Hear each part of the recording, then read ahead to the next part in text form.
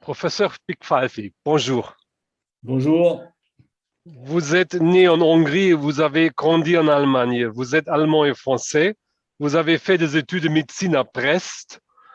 Puis vous vous êtes spécialisé en hématologie et oncologie à Kiel. À Paris, vous avez travaillé sur le facteur de croissance et la biologie vasculaire pendant votre formation doctorale. À New York, vous avez effectué des recherches sur les formes moléculaires des facteurs de croissance de fibroblastes 2.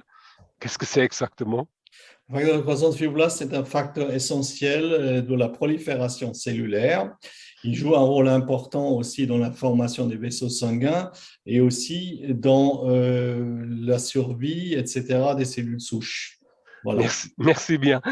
En 1995, vous avez rejoint l'Université de Bordeaux 1 en tant que professeur de biologie cellulaire et moléculaire. Vous dirigez le laboratoire d'angiogénèse et de micro-environnement tumoral qui traite des aspects moléculaires du développement vasculaire et de leur application en thérapie. Le Frankfurter Allgemeine Zeitung a publié aujourd'hui votre article Science et médecine en proie aux idéologies identitaires. Vous nous mettez en garde, sans embâge, contre l'influence croissante des idéologies identitaires dans la société et dans la science.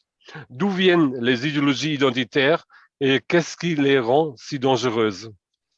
Les idéologies identitaires ont un certain nombre d'origines. Les origines sont donc européennes pour une partie, l'école de Francfort avec la théorie critique, c'en est une. Ensuite, il y a aussi la France, essentiellement avec les postmodernes, les philosophes postmodernes, Lyotard, Foucault, Derrida, etc.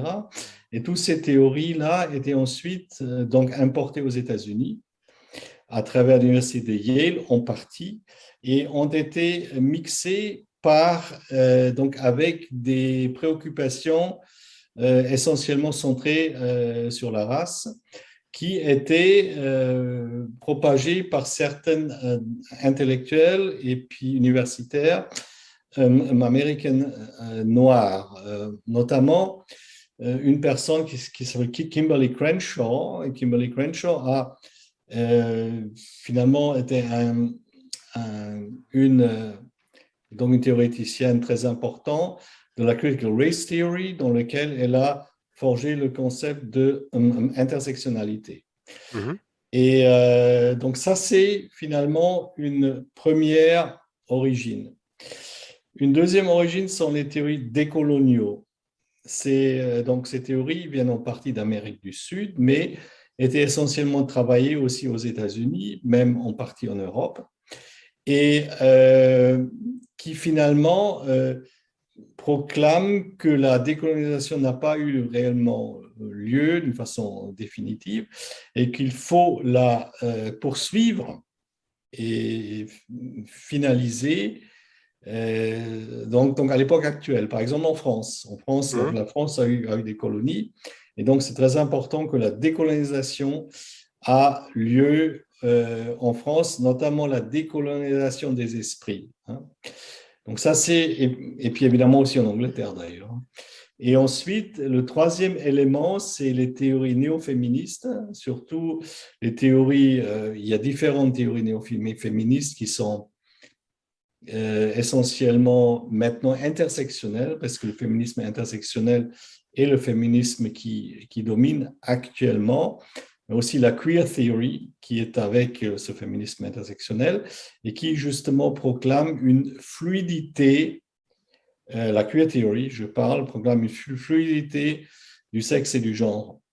Donc tout ceci peut être amalgamé dans un ensemble qu'on appelle la justice sociale critique, critical Mhm. social justice, qui justement est actuellement une idéologie qui a finalement dans le vent en poupe. Mhm. Euh, Voilà. Je voudrais revenir encore une fois sur une de ces expressions. Vous parlez de la décolonisation de la science. À première vue, cela ressemble à la fin du colonialisme, mais il y a beaucoup plus derrière tout cela, n'est-ce pas? Il y a beaucoup plus derrière tout ça parce que La science, étant donné que la science actuelle est la science qui a eu du succès depuis le 16e, 17e, 18e, etc., au 19e et à l'époque, ouais, c'était une science de l'homme blanc. C'est une science de l'homme blanc, c'est-à-dire l'homme blanc qui a utilisé cette science pour manifester sa puissance et son pouvoir. Donc, cette science, finalement, est liée à un épistème très restreint qui est eurocentrique. Et cet épistème eurocentrique, évidemment, est un système qui juste sert uniquement de moyen de puissance des pays, des pays européens et d'autres pour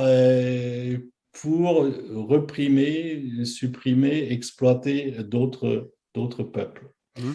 Voilà, donc la science n'est plus, la science, elle n'est pas vue comme un instrument, je dirais, indépendant, qui a une méthodologie propre, qui sert à analyser le monde et le connaître d'une façon, je dirais, le plus objective possible, Mhm.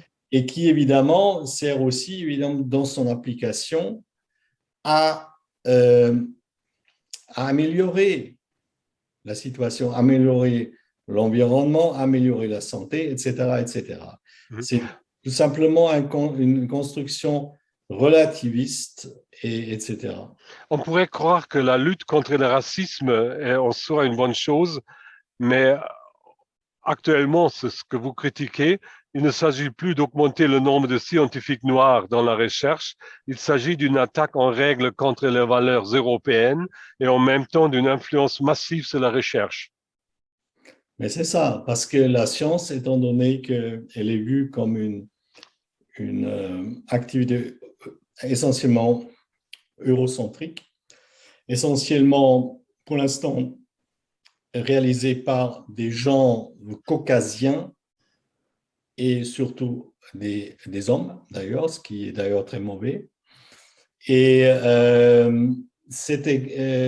et donc, c'est une emprise finalement sur le savoir, sur un savoir qui est construit et qui sert, comme je disais avant, à manifester son pouvoir et sa puissance sur le monde. Et évidemment, ceci est lié aussi si on met l'aspect intersectionnel dans la balance, c'est-à-dire, par exemple, on peut simplement dire l'homme cisgenré blanc est le mal absolu.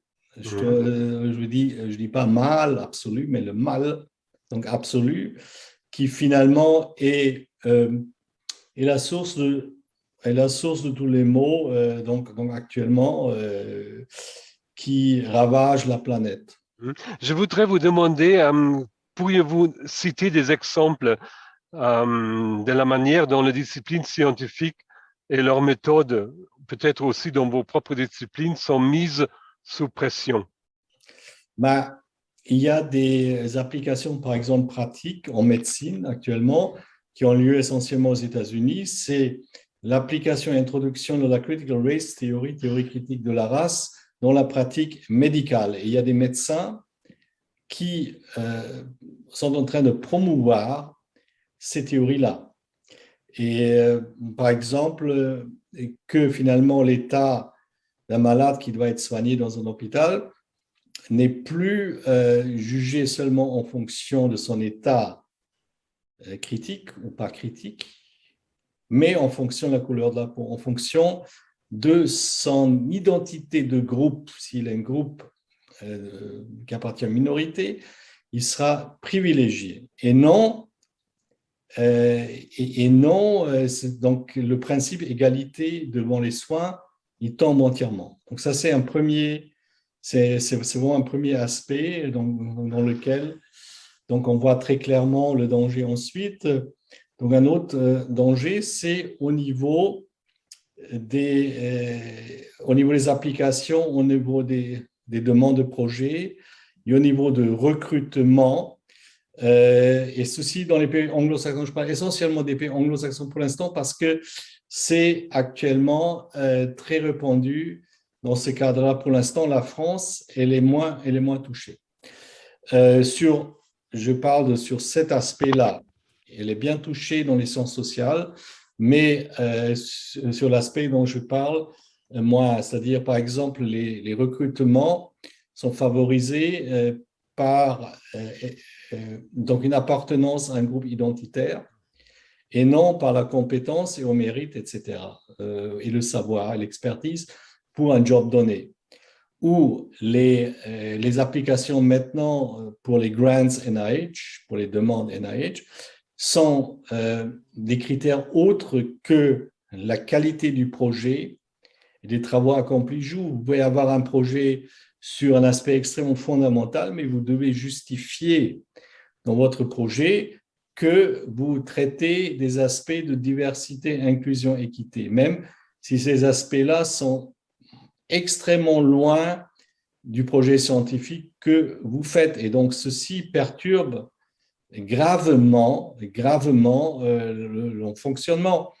Et puis, on va voir, pour l'instant, donc ça a commencé, par exemple, donc avec le NIH, etc. Mais en tout cas, c'est quand même une évolution pas très réjouissante. Et l'Europe, maintenant parlons de l'Europe, l'Union européenne aussi, pour l'instant, elle est fixée et centrée essentiellement sur les problèmes de genre.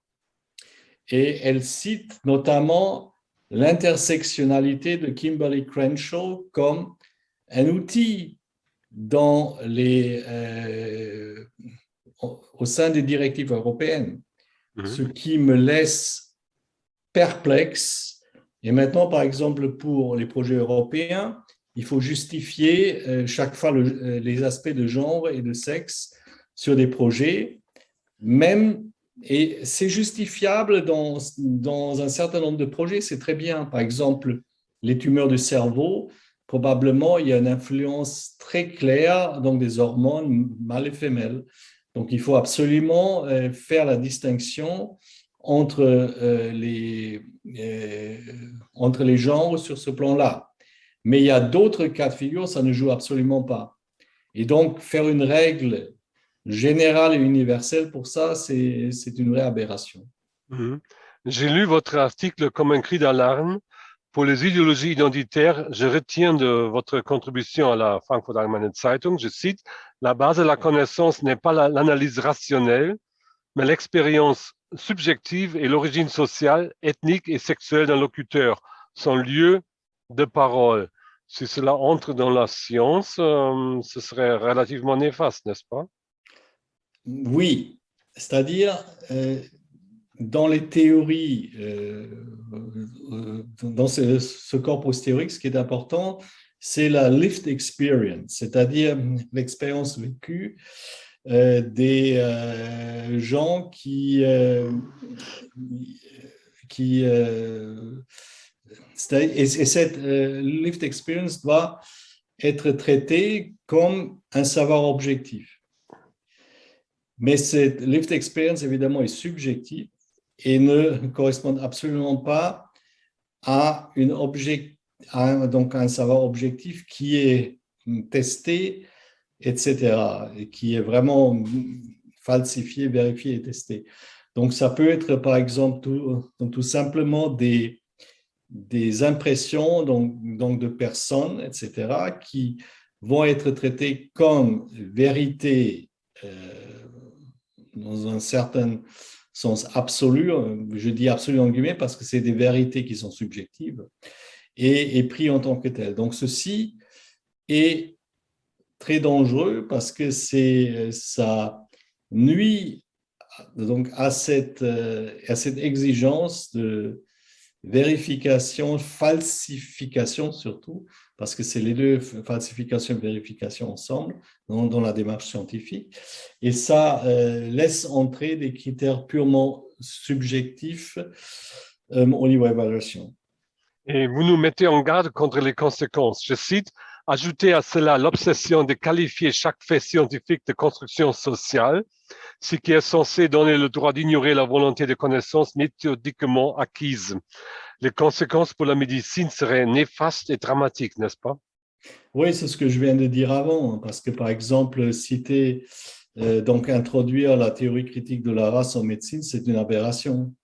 C'est une aberration absolument incroyable que des gens même ils peuvent proposer ce genre de choses. Mais si vous voulez, on assiste à une inversion nietzschéenne actuellement, parce que ce n'est plus le nobleman, l'homme noble qui est finalement en haut, et ensuite en bas, il y a les gens de tribu, etc. Donc le herd people, donc les gens qui sont du troupeau essentiellement, mais c'est une vraie inversion, c'est une revanche, si Mhm, vous voulez.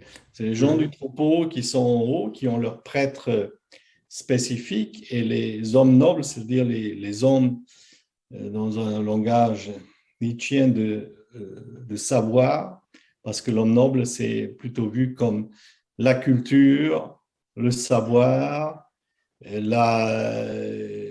les choses qui participent au processus créatif mhm. ne sont plus mis en valeur, etc. Ils sont mis finalement sous contrôle des gens du troupeau. Donc, je Est-ce- vois, c'est une image, si vous voulez, Oui. c'est peut-être donc une image qui est un peu excessive, mais dans une interprétation nietzschéenne, ça sera à peu près ce qu'il dirait. Mhm. Est-ce qu'il y a encore des chances d'arrêter ce mouvement en Europe? Il y a une chance d'arrêter des choses ou les amoindrir en moins. Mhm, C'est-à-dire, pour l'instant, évidemment, la situation anglo-saxonne, elle est assez dramatique parce qu'il y a aussi la cancel culture, c'est-à-dire il y a beaucoup de gens universitaires qui se font jeter des universités anglo-saxons. Ça commence un peu en France, mais ce n'est pas vraiment à ce stade-là. Donc, pour l'instant, c'est ce qui est impacté en France déjà, et puis sans doute en Allemagne aussi, c'est les sciences sociales. mhm, Ça, c'est clair, c'est impacté. Les sciences dures, pour l'instant, ne sont pas vraiment impactées, mais différentes universités, quand même, ils ont mis en place maintenant des cellules de DI, Diversity, Equity, Inclusion. Moi, je suis pour la diversité, je suis pour l'égalité, je suis pour l'inclusion, mais dans le DI ainsi proclamé, on entend tout à fait autre chose. Donc voilà, c'est ça. Merci beaucoup.